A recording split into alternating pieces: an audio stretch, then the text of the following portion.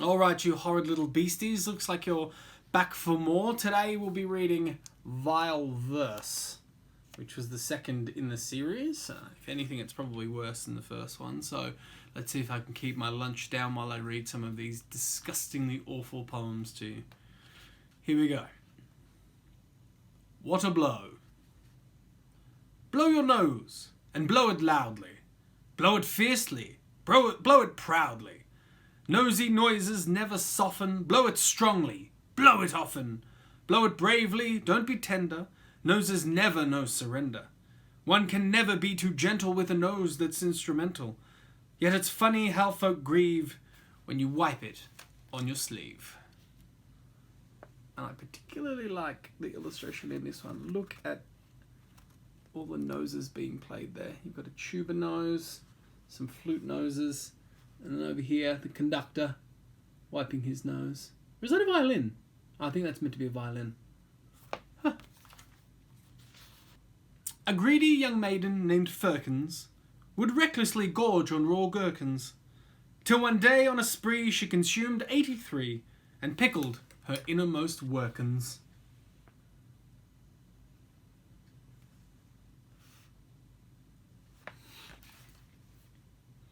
I don't know if you could read that, but one of the doctors was saying, yes, very interesting. It reminds me, it's time for lunch. Ooh. I have to be careful here because the book's actually falling apart. It's that old.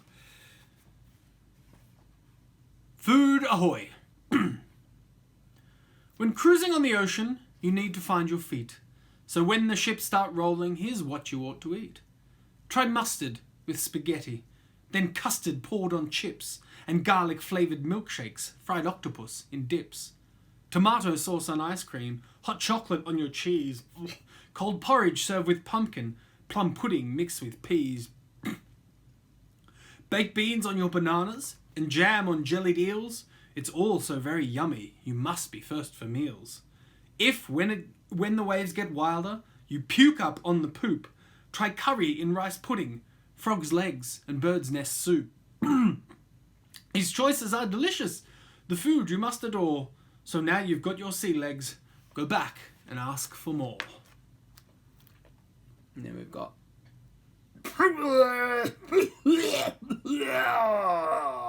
What a picture. Oh, Craig Smith, you have outdone yourself there. Alright, whoop. Electric eels. Grandma's job, I'm much afraid, is dangerous and badly paid. Though once a nurse, she's now become employed by the aquarium. Beside the giant tank she kneels, collecting electric eels. She links them to her battery pack, recharges them, then throws them back. When questioned why, she says in tears, well, someone has to feed the dears. The poor wee things would fade away without 1,000 volts a day. But if the voltage gets too high, and Grandma's eels begin to fry, it's not so bad a job, says she. The pay is low, but lunch is free.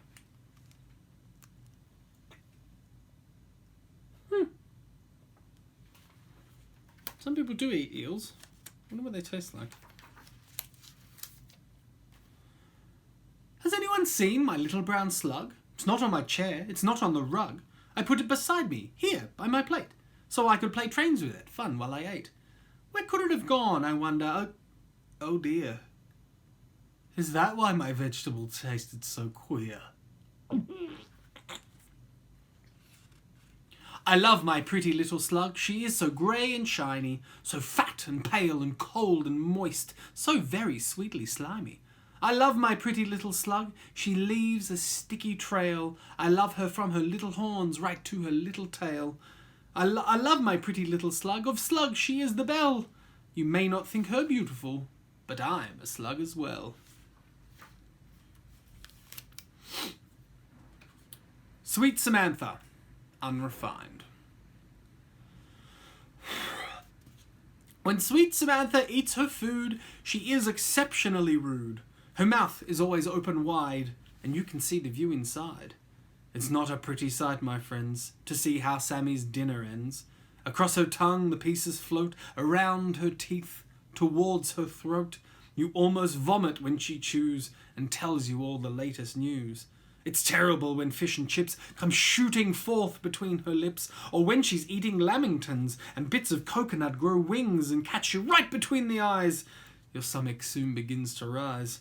So my advice is stand well clear, especially when she starts to cheer. And do make sure that you have dined before Samantha, unrefined, attacks her stew and starts to chew and sprays her food all over you. Whoa, look at the detail there. Wow. Wow.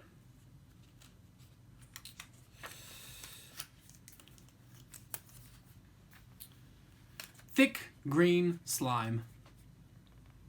Greasy eels slide in it, bully frogs hide in it, old fish died in it, thick green slime.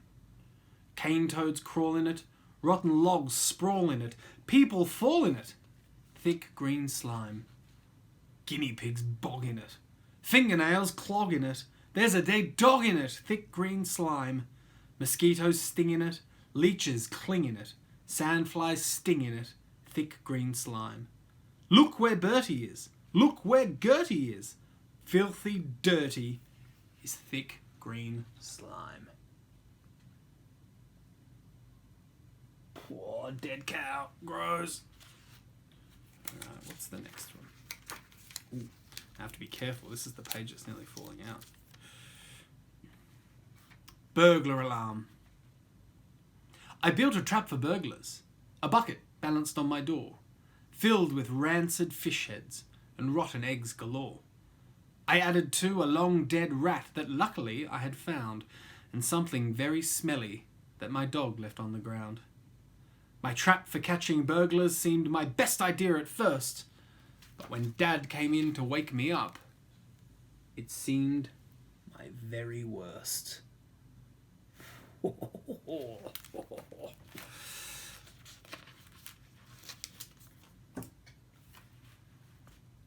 After the barbie.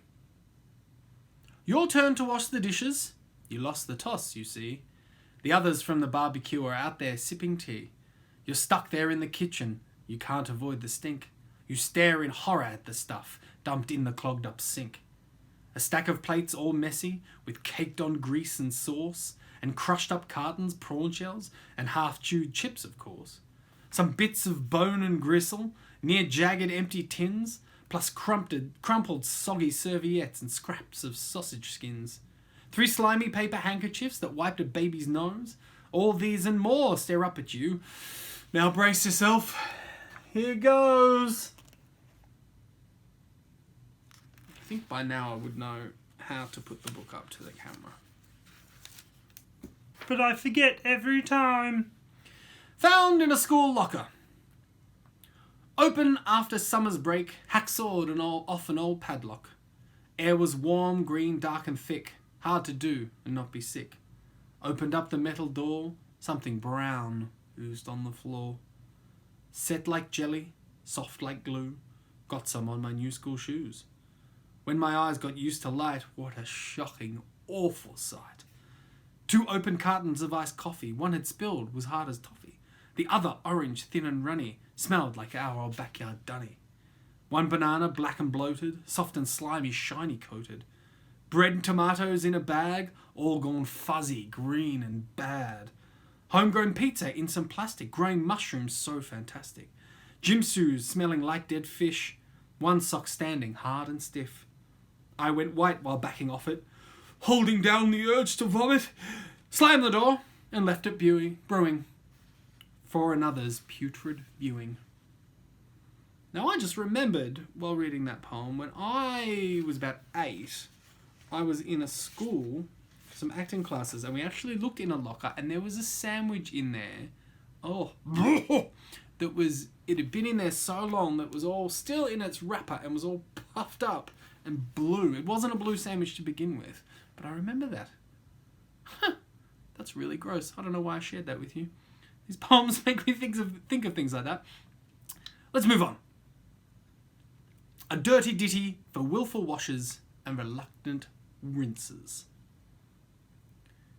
There is a place of smelly drains and people with decaying brains, with pavements thick with grime and ooze and dirty feet in dirty shoes.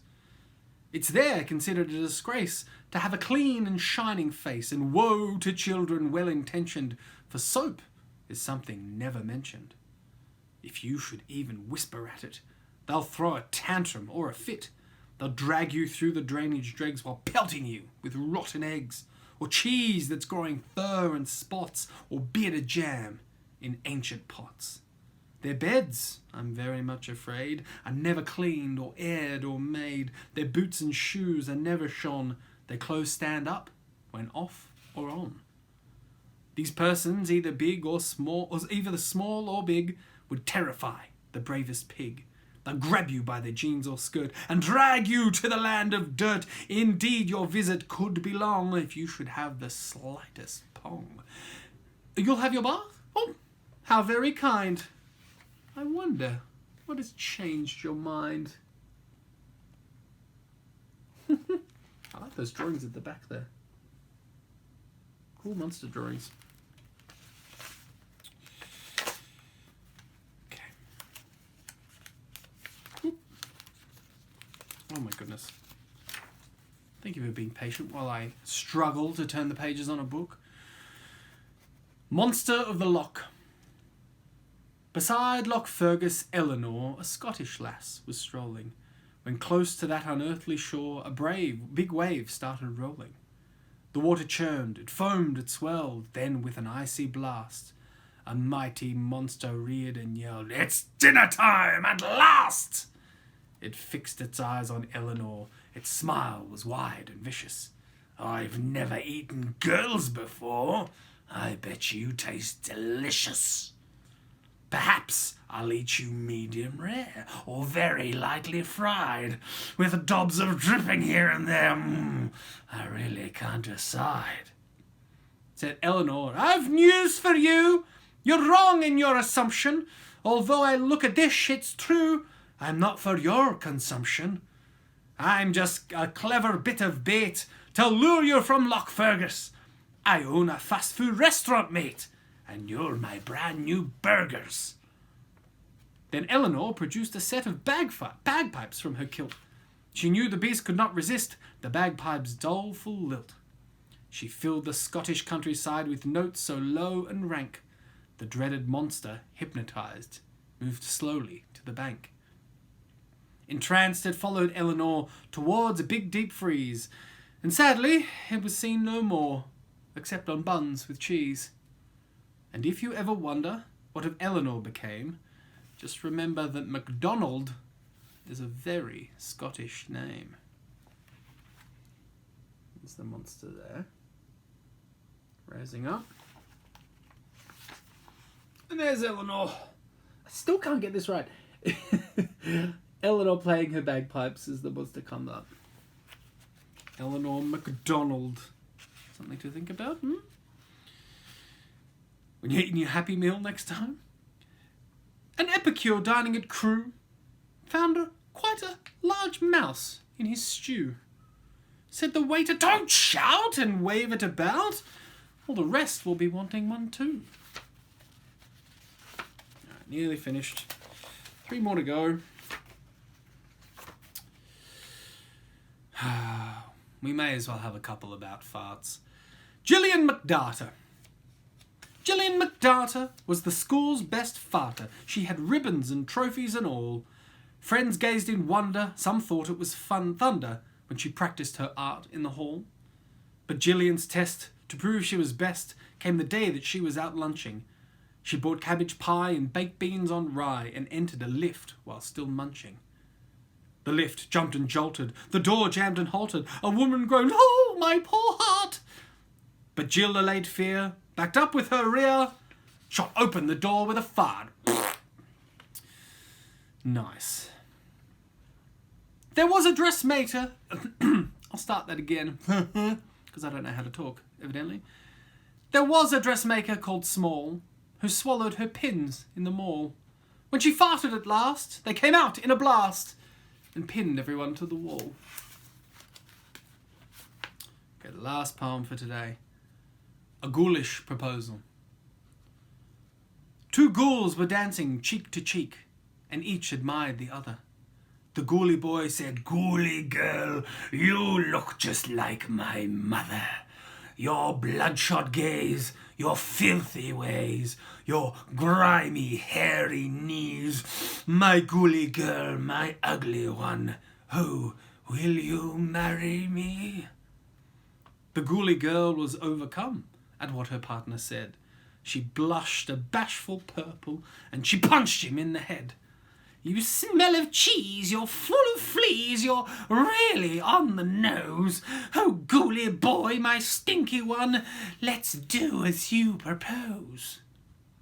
The wedding was at 12 o'clock, the night of Halloween.